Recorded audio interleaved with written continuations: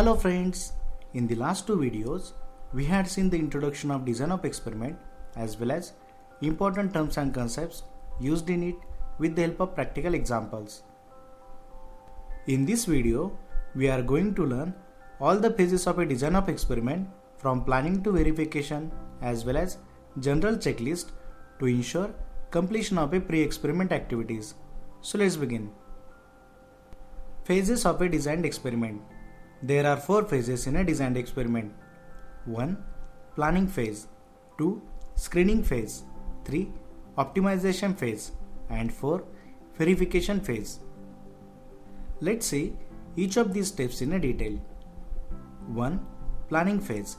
This is the first and the most important phase in design of experiment.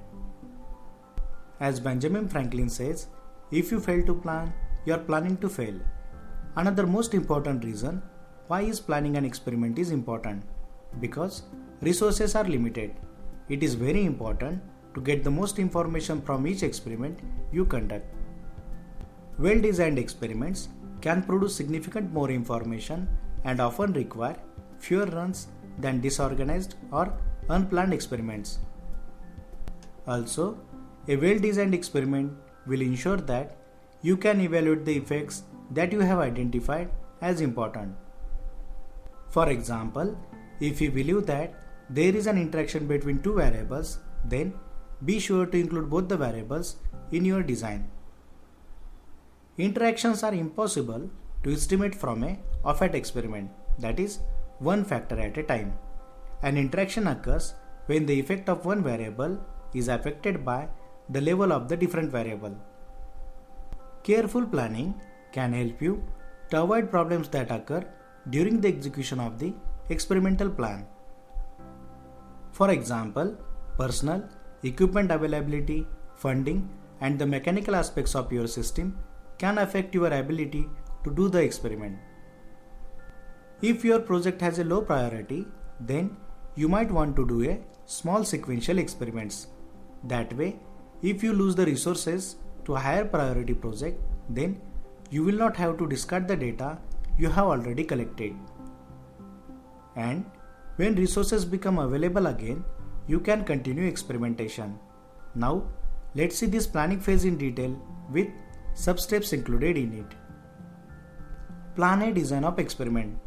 How much you prepare before starting experimentation depends on your problem. You might want to go through the following steps. A.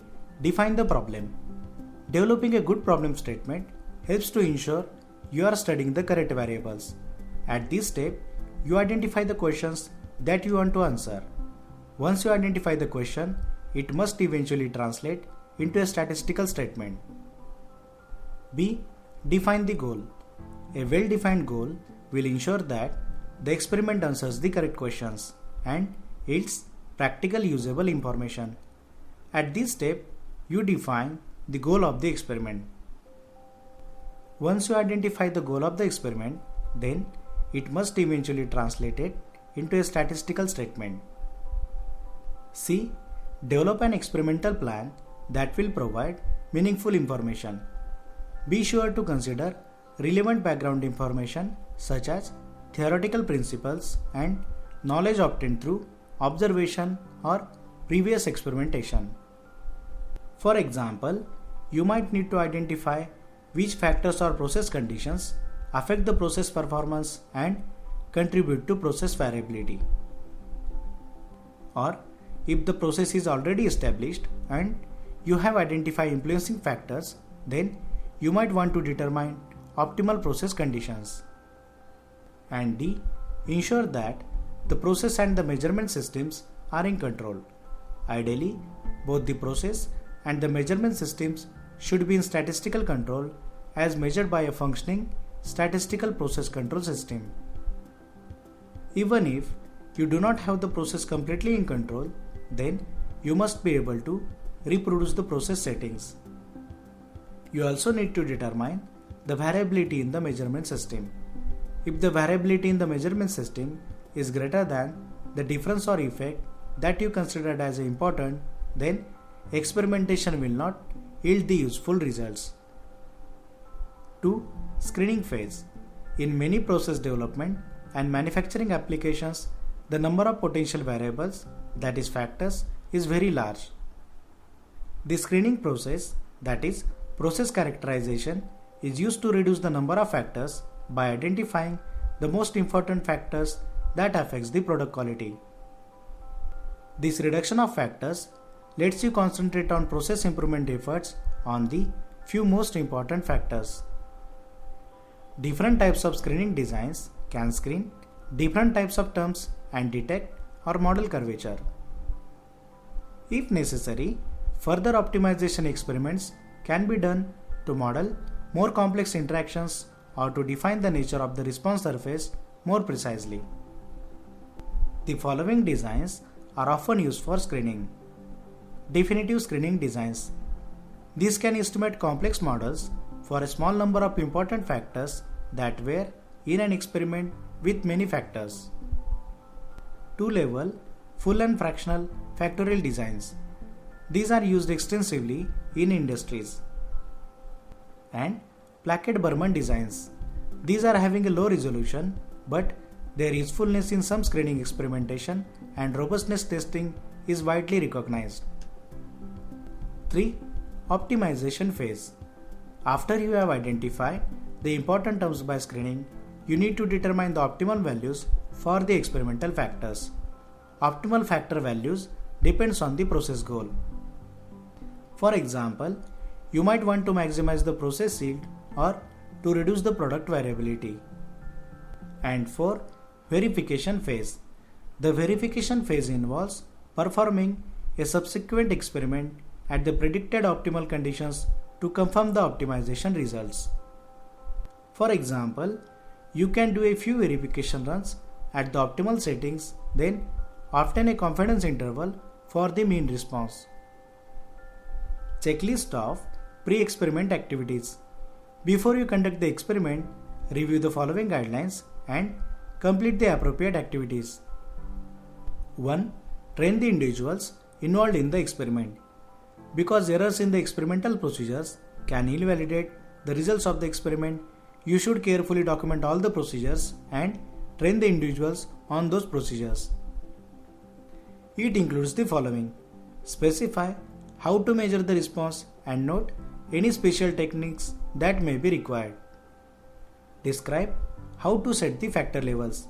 Make sure everyone understands how to set the factors at each level. Then, explain how to set up the experiment for runs. For example, each time you change the settings on a machine, you may want to run the machine at the new settings until it stabilizes before collecting the measurement for the experiment.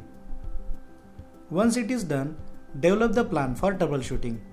Communicate how to handle the potential problems such as missing measurements. And specify how to record the special circumstances. Explain how to track any changes in conditions that may occur while the data is being collected. 2. Validate the measurement system. To trust your experimental results, you need to verify that your measurement system is accurate. You should verify the measurement systems that are used both to measure the response and to set the factor levels. If the experiments are part of a larger improvement projects such as Six Sigma projects, then the measurement system for the response should have been validated previously. Make sure that you verify the measurement system for the factors as well. For example, if you set an oven at a 350 degree Fahrenheit, then you need to be certain that the temperature is actually 350 degree Fahrenheit. 3. Check all design combinations. After you create the design, review the actual combinations of a factor settings for each experimental run to make sure they are feasible. Consider alternatives to runs with combination of factor settings that are potentially dangerous or are impossible. And 4. Perform trial runs. Performing trial runs before you run an experiment is useful if you have the time and the budget. These trial runs allows you to do the following. To assess the consistency of the materials in the experiment. To check the measurement systems for the experiment. to test the experimental procedures and to ensure that the operators performs them correctly. To check that the different combination of factor levels can be run safely, and to obtain preliminary estimates of variation. This is all about the phases of a design of experiment from planning to verification, as well as the general checklist to ensure completion of the pre-experiment activities. As all the basics for the design of experiment are completed, we will start conducting design of experiment with practical example from the next video. For references, I have taken some part of this very detailed content from Minitab. Now to end, please like this video if you have found it useful, add your valuable comments and share this video to your friends and colleagues to improve and refresh their knowledge. If you want to get updates of such videos from my channel, please do not forget to subscribe it and click on the bell icon and select to get all notifications. And finally, thank you for watching.